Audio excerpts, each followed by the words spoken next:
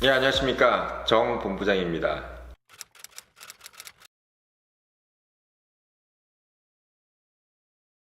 우리 청년님 뉴스룸에서 이 원인에 대해서 몇 가지로 분석을 해봤습니다.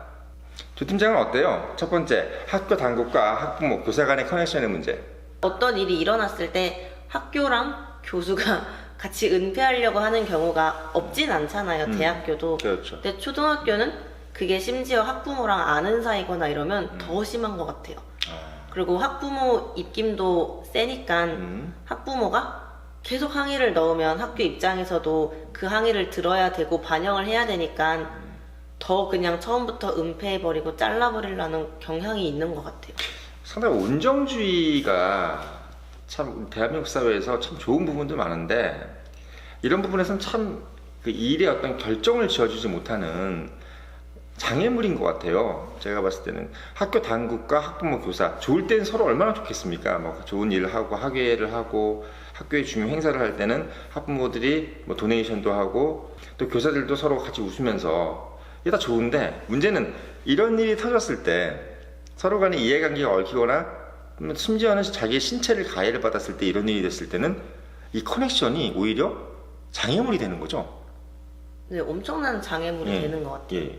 그러니까 이 CCTV를 가려야 되는데 CCTV를 못 가리는 거예요. 가릴 수가 없는 거예요. 학교도 또 그거를 가리게 못하게 약간 방해는 아니겠지만 상당히 껄끄러워하는 원래 같으면 당연히 경찰에 신고하고 뭐 수사를 받게 해야 될 것들을 학교 당국이 오히려 그걸 당연히 그렇게 해야 될 것을 방해를 한다는 거죠. 네, 너무 당연한 처벌받아야 되는 거를 아는 사람이라고 밥 몇 끼 같이 먹었던 사람이라고 그렇죠. 예. 그 인맥이 갑자기 거기서 너무 강하게 작용하면서 그러니까요. 은폐를 하려는 그 사실 자체가 너무 많은 것 같아요. 그래, 우리는 학교가 우리들 어렸을 때 그런 경험이 있지 않습니까? 시청자분들도 마찬가지겠지만 학부모님들이 학교에서 부르면 되게 좀 걱정하잖아요. 뭐 얼마의 돈을 달라는 것도 있을 수도 있고 또 직책을 또 주잖아요, 학교에서. 그래서 자꾸 학교가 학생들만을 가리키는 곳으로 만드는 게 아니라 자꾸 학부모들을 끌어들여가지고 뭔가 다른 학업과 다른 부분, 물론 빌미는 학업이지만 그러니까 뭐 여러 가지 무슨 직책을 만들어서 학부모들이 뭐 참여한다는 어떤 그런 명분하에 어떻게 보면 학부모들끼리도 원치 않은 서로 간의 커넥션을 좀 만들려고 하는 부분도 이전에는 없지 않아 있었던 것 같고 지금도 만연한 것 같아요. 학교 편의주의라는 생각 좀 들어요, 저는. 그러니까 학교가 본인들이 이걸 다 일일이 자기가 하려면 이해관계를 다 CCTV를 가려야 되고 그러면 결국은 모든 총대를 자기가 매야 되는데 네. 그런 부분에 있어서 학교도 학부모들과 이런 걸 분담하면 본인들이 이런 일이 사태가 났을 때 약간 제3자적으로 빠질 수 있지 않겠는가. 실제로 그러고 있고요, 지금 보면. 본인들은 원래 가장 책임을 져야 될 것이 학교인데 이런 일이 벌어졌으니까 예를 들면 만약에 유치원이나 이런 데서 이런 일이 벌어지면 난리 나잖아요. 뭐 유치원 네. 폐교당하고 막 그러는데 어떻게 학교는 더 큰 책임을 져야 되는데도 불구하고 우리는 정상적인 절차를 밝혔고 뭐 교육청에 인지 즉시 교육청에 서면 보고했다. 그리고 이미 경찰과 공조하고 있다. 형식적인 어떤 대처를 하고 있다는 거. 학부모랑 교사랑 우리가 엮여 있기 때문에 뭐 이렇다는 등등의 그런 것들. 이게 어떻게 보면 첫 번째 원인인 것 같고 두 번째 아까 말씀드렸듯이 학부모 간의 빈부격차로 인한 차별. 이것도 사실은 우리가 만약에 뉴스룸에서 얘기해서 그렇지 이 공중파나 이런 데서는 좀 쉽게 얘기하기가 좀 뭐한 왜 이게 서로 간에 상당히 미묘한 부분을 건드리는 거잖아요. 특히나 학교에서는 학생들한테는 이건 상당히 큰 가슴의 상처거든요. 조 팀장 어때요? 학부모 간의 빈부격차로 인한 차별 학교가 그런 부분이 있을까요? 있을 것 같아요.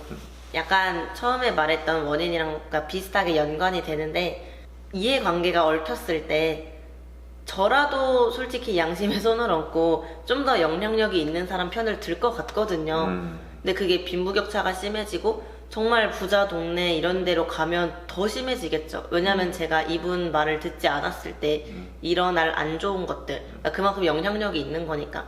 근데 우리나라에서 영향력이 있다는 뭐 다른 나라도 마찬가지겠지만 보통은 돈이잖아요. 그러니까 이런 모든 것들이 학교 폭력 가해자들이 보통 또 돈이 많은 경우가 많아요. 그러니까 자식들의 부모들이 그 애들이 기고만장하고 또 요즘 애들 영악해서 내가 이런 거 해봤자 처벌 잘 안 받는다. 음. 부모님이 손 써줄 거다. 이런 것도 어린 나이에 잘 알고 있고 또 제 생각에는 주변에서 자기 부모한테 굽신거리는 걸 많이 봐와서 더 그러는 것 같아요. 이게 왜 이제 원인이 된다고 얘기를 하냐면 자체적으로 그냥 차별만 하고 끝날 문제면 되는데 소명을 했을 때 예를 들면 이제 피해 학생의 경우가 부모가 약간 경제적으로 좀 어렵거나 그랬을 경우에는 학교에 크레임을 건다 그러죠. 그랬을 때 학교가 좀 더 적극적으로 대처를 하느냐의 부분을 의심하는 거예요. 저는 생각할 때. 그러니까 만약에 이제 피해 학생의 경우가 재력가거나 이랬을 경우에는 물론 애들이 알아서 때리지도 않을 수도 있겠지만 그랬을 경우에 학교가 과연 이렇게 미온적으로 대처를 했을까? 저는 이런 생각이 드는 거죠. 또 재밌는 건 뭐냐면요. 저도 이제 조사를 해보니까 가해자 학생의 부모의 90% 이상이 자기 자식이 애를 때리는지 모른대요. 설마 우리 애가 그런 상황이 대부분이 됩니다. 사실 뭐 대한민국 양식 있는 지식인이라든지 뭐 이런 어떻게 소위 성공하신 분들이 자기 자식이 누구 때리기를 바라시는 분은 없을 거예요. 중요한 건 뭐냐면 본인이 모르고 있다는 거죠. 근데 그 모르고 있는 부분에 있어서 학교가 예를 들면 이런 일이 터졌을 때 좀 더 경제적으로 하위층에 있는 부모들에 대해서 약간 소홀히 하는 부분들, 그리고 이런 부분들이 결국은 더 크게 문제를 만들어 나가는 거. 그리고 만약에 그랬을 때 학생들이 그걸 볼 때 예를 들면 학교가 그렇게 좀 미온적으로 처리하고 뭐 좀 있는 집 애들은 상당히 좀 강경하게 처리하고 없는 집 자식은 상당히 좀 미온적으로 처리했을 때 하는 거를 봤을 때 아마 제2, 제3의 가해 학생의 마음가짐이 어떻게 될 것인가. 아, 이렇게 해도 되겠구나. 내가 누구를 괴롭혀도 좀 없는 집 애들은 괴롭혀도 학교가 뭘 못하는구나. 아무것도 안 하는구나. 이런 식으로 갔을 경우가 상당히 크고 실질적으로 현장에서는 그럴 가능성이 있다는 거잖아요. 조 팀장 얘기도. 많죠. 그런 걸 보고 애들이 잘할 거 아니에요. 예, 그게 예. 엄청난 문제인 거죠. 그러니까요. 그리고 세 번째가 법적 이용의 미비. 진짜 큰 문제가 터졌을 때 대한민국은 법이 너무 약해요. 법이 너무 약하다는 거예요. 미성년자에 있어서 한국에서 이 법 적용이 이게 좀 뭔가 잘못되어 있는 것이 아닌가 이런 부분이 좀 생각이 드는데 조 팀장은 어때요? 뭐 누구나 다 아는 사실인 부분인데 안 고쳐지는 것도 문제고 이걸 이용해서 소위 말해 일진들 있죠. 일진들은 이걸 이용한다고 해요. 한 명이 나이가 좀 있고 한 명이 나이가 좀 어릴 때는 뭐 나와봐 내가 때릴게 이러는 해프닝도 발생을 한대요. 왜냐면 한 명은 법이 어른 법이랑 같이 적용이 되고 한 명은 미성년자 법이 적용이 되니까 빠른 년생 애들이 폭력을 대신하는 이 일진 그룹들 중에서 그러는 영악한 일까지 많이 벌어지는데 그냥 안 고치는 나라의 문제죠. 어떻게 보면 그 사람 걔네도 문제지만 그래서 법이 바뀌어야 된다 생각하죠. 뭐. 저는 이런 생각이 들어요. 민주사회라는 것이 가장 민주사회의 근본적인 것이 뭐냐면 그 사회 구성원이 충분한 시민으로서 시민의식을 가지고 있었을 때만이 그 시민으로서 인정을 받는 겁니다. 네. 그런 사람들이 모여서 시민들이 서로 주체가 돼가지고 어떻게 보면 하나의 온전한 공동체를 이루어간다는 상당히 이상적인 개념이거든요. 근데 만약에 거기서 그 시민이 뭐 16살임에도 불구하고 거의 하는 짓이 그 시민에 지나지 못한다라고 할 때는 거기에 대한 페널티를 주는 게 원래 민주주의예요. 왜? 이 사람이 다른 시민의 기본권을 침해하는 거니까. 예, 그 침해를 하는 부분이기 때문에 우리가 경찰이나 검찰, 그리고 여러 가지 국방, 치안 이런 것이 필요한 거죠.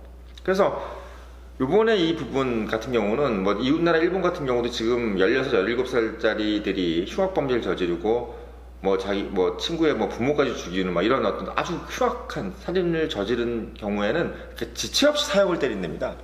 지체 없이.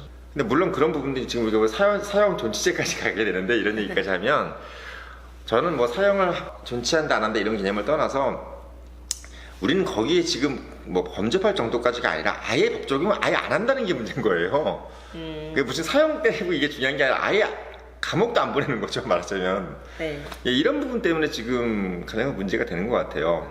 학교 당국, 학부모, 교사 간의 커넥션, 학부모 간의 빈부격차, 그리고 법 적용의 미비, 이 세 가지 정도로 일반적인 어떤 원인을 좀 잡아봤는데요.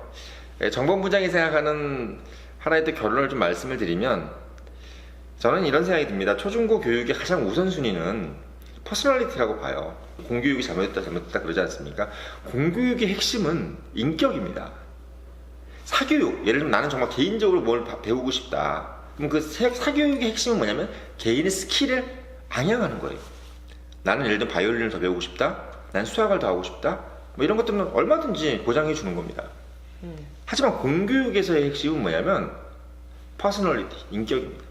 그래서 여러분들 뭐 영화 친구 같은 걸 보면은 막 교사가 말도 안 되는 거 가지고 애 막 때리고 막 이러지 않습니까? 그런 것들은 정말 금기시돼야 될 것들이에요. 왜? 대한민국에서 초중고에서 배워야 될 것들은 경쟁도 아니고 법도 아니고 어떠한 그런 것이 아니에요. 인간이 얼마나 인간이 온전한 상태가 되려면 어떤 상태의 인격을 가져야 되느냐, 이것들을 가르쳐 주는 것이 바로 교육의 핵심이고, 그리고 우리가 지금 가장 큰 걱정이 사실 이거예요. 결국은 우리가 너무 몰가치적으로 돈과 권력을 너무 우선순위에 둔다는 거죠. 성취를 해야 될 거지. 네. 예, 그래서 초중고등학교 교육에서 공식적으로라도, 그러니까 비공식적으로라도, 공식적은 당연한 거, 비공식적이라도 너는 어느 학교에 가야 돼, 너는 어느 뭐 대학을 가서 어떻게 돼야 돼, 이런 얘기들을 공식적으로 하는 것을 아예 금기하는 것도 좀 방법이라고 봐요. 선생님이 아예 그런 얘기를 못하게끔 해야 돼요. 너는 뭐 서울대학을 가야 돼, 어디를 가야 돼, 이런 얘기들을 아예 학칙에서 못하게 해야 된다. 개인적으로 집에 가서는 뭐 부모님한테 그런 얘기를 들을지언정 학교 내에서는 내가 어느 학교를 가고 뭐 심지어는 옛날에 이런 것까지 있잖아요. 뭐 서울대 반, 연고대 반. 그럼 말도 안 되는 겁니다. 그 학교 자체가 이미 그거를 공식화시켜버리기 때문에 거기에 못 들어가는 사람은 다 그냥 비주류, 기타 학생으로 그냥 분류해버리는. 그러면 서울대, 연고대를 가지 않은 학생들은 그냥 다 그 학교의 잉여인간이에요. 잉여인간. 예, 잉여인간. 학교 왜 다니는지 모르는 사람들. 그렇기 때문에 이 사람들이 결국 뭘 저지르냐면 본인만의 존재감을 위해서 학교 폭력을 일으키는 거고. 이런 식으로 되기 때문에 결국은 그 폭력에 대해서도 학교가 적절히 대처하지 못하는 거고. 왜? 자기는 우선순위를 거기에 두지 않았기 때문에. 학교의 우선순위는 오로지 서울대, 연고대 몇 명 보내는 거. 그래서 학교에서 이러는 폭력이 나오면 그냥 쉬쉬하는 거. 왜? 이게 우선순위가 아니기 때문에. 그래서 앞으로의 어떤 학교의 우선순위는 퍼스널리티. 어떻게 하면 우리 학생들이 시민사회, 이 민주사회에서 자기 한 몫을 하기 위한 온전한 인격을 가지느냐. 그리고 우리 학교에 대해선 정말 비인간적인 건 당연한 거고 아주 사소한 어떤 이런 폭력 문제도 없는 것을 서울대 100명 보낸 것보다 훨씬 더 자랑스럽게 여기는 사회가 되는 것이 가장 바람직한 사회라고 생각이 듭니다. 네, 오늘의 집톡이었습니다.